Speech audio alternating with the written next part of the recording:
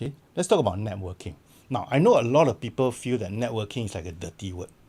So I rather you look at, instead of looking at it as a dirty activity where you're very false, I want you to focus on this word, relationships.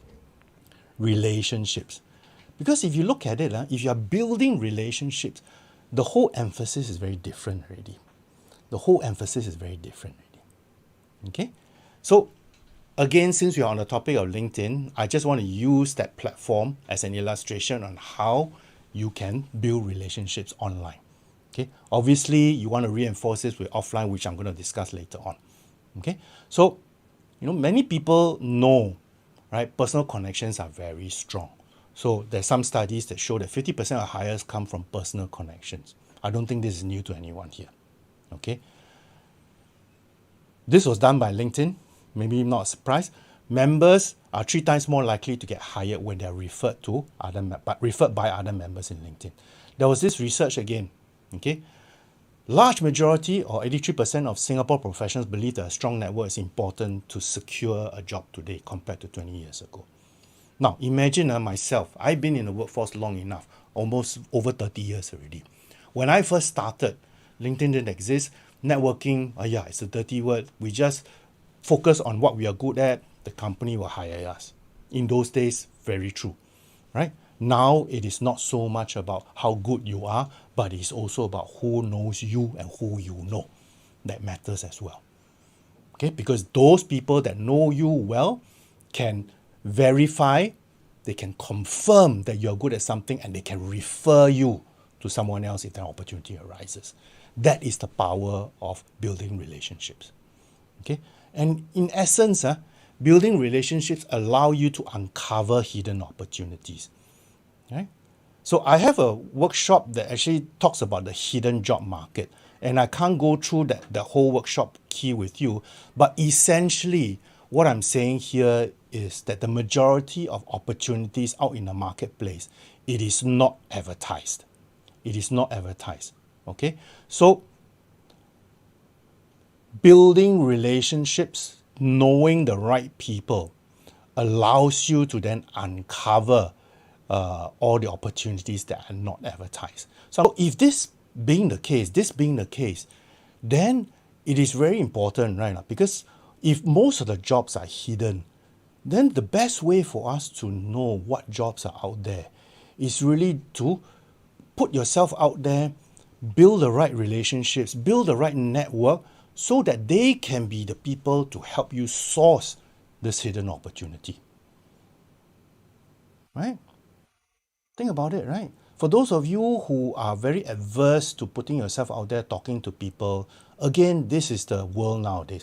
I'm not saying you cannot get a job without this, but if you are going into a new area, like career switching, or you've been out of work for a long time, you want to get back into the workforce, relying on advertised jobs, relying on just your CV alone may not work as well anymore. Okay? So when you're building relationships, okay, you can do it online, offline. Okay? You have to focus on something first. Correct? So there's this thing in the red box. Job opportunities, promotions, solutions, right? Then there's this thing in the yellow box or orange box. Supporter. Gives you information. It gives you referrals. Okay? So let me ask you now.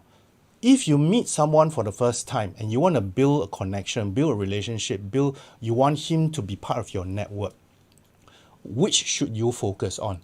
In the red box or in the yellow box? Can you type into the chat box? Should it be the red box or the yellow box you should focus on first time? Okay, Gary says yellow. Anybody else? What do you guys think? Do you jump straight into the red box, or do you spend some time talking about the yellow box? Yeah, everybody is true. You look at the yellow box, all right? Because you are building relationships with that person. Okay? Once that person trusts you, they become your supporter. They will give you information. They will connect you up with other people. Then that's where all the opportunities come in. That's where all the opportunities come in. Okay? So when you're building relationship, it's not about you. It's essentially about how you help that person. Okay, again, this is not a networking workshop, okay, because that can be a standalone workshop on its own, but essentially these are the key points. Okay, so here we are talking about, making sure you engage and value add to anybody that you connect up with. So invest time in talking to them, developing the relationship.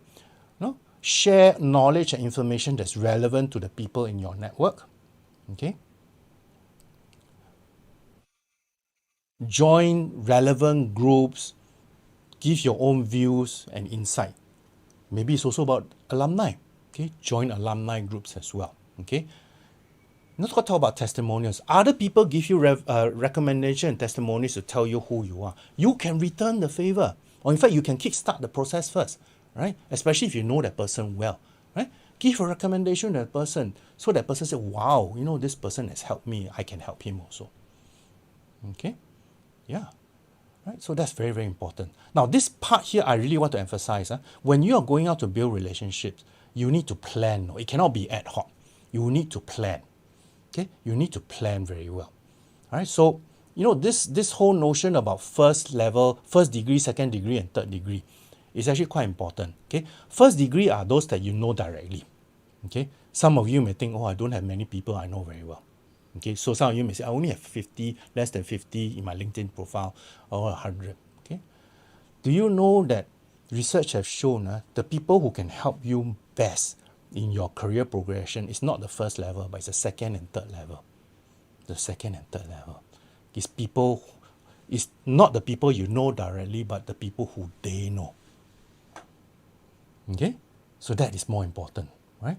So search for the new connections. Use your existing connections as a referral to the other parties, but they have to be very relevant. So let me sort of go through with you a plan, right? A plan that sort of allows you to go through this process. Okay. So firstly, you have to identify what is your goal. Okay. You want to find connections or referrals. Usually that's the job seeker. Okay. You want to know who your first level connections are, right? So you need to go through your first level connections. Right? So you need to know who they are. Then you need to understand who would you like to meet, and can your first level help you connect up with your second and third level. So they are become your critical connectors. They become your critical connectors. Okay. You should also go into all the organizations that you can be associated with. So alumni, maybe if you are a member, if you are in a profession that's an association organization, go for that. Participate in organization, events, conferences, online groups, and forums.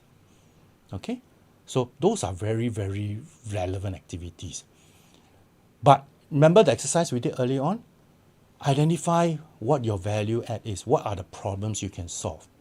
Okay, then you update this in your whatever social media platform you're doing. Here in this case, I'm talking about LinkedIn. Okay, show how you can help them, right? Before you go out meeting people, you practice, right? You practice what are you going to say? What are you going to say? Your personal pitch, which actually I'm going to share with you in a little while. Okay, how you introduce yourself, then practice your listening skills, right? Then you do the final connection. Information interviews I'm going to talk about in a little while. Okay, referrals through friends and families is also very important. But the important thing here is that when you're developing a relationship, you don't go and take first. You give, you get people to trust you. You follow up, right? You update people, especially after a meeting. You promise to update, then you better follow through your promise. Okay, deliver on your promises. Okay, so those of you who want to take a screenshot, you can take it out now. Okay. All right. So this is the network building plan. So let's take a look at what Peter has done. He's gone through a process of doing the network building. Okay. And what has he done? He leveraged on his existing contacts, his first level, and he identified key second and third level contacts in the sustainability sectors, right? Because he wants to go into the area, right? So he asked his first level contacts to link him up with the new connection. So to sort of introduce him, right? Then once that is done, he sent out the personalized invitation, right, to sort of try and ask them can they be part of the connection. Okay? So those of you who are in the habit of using the LinkedIn default message to connect up with somebody, yeah, I urge you not to do that. I urge you to sort of put your own personal message in there. Okay? Especially if you have something in common, like whether it's from the same alumni, you attended the same event, or in this case, what Peter has done, we know somebody in common. Okay? And once he has done that, okay, Peter plans to actually informally and personally meet up with these new connections, right? And he's going to do this through informational interviews or through some common network events. All right? So those are the activities that Peter is doing.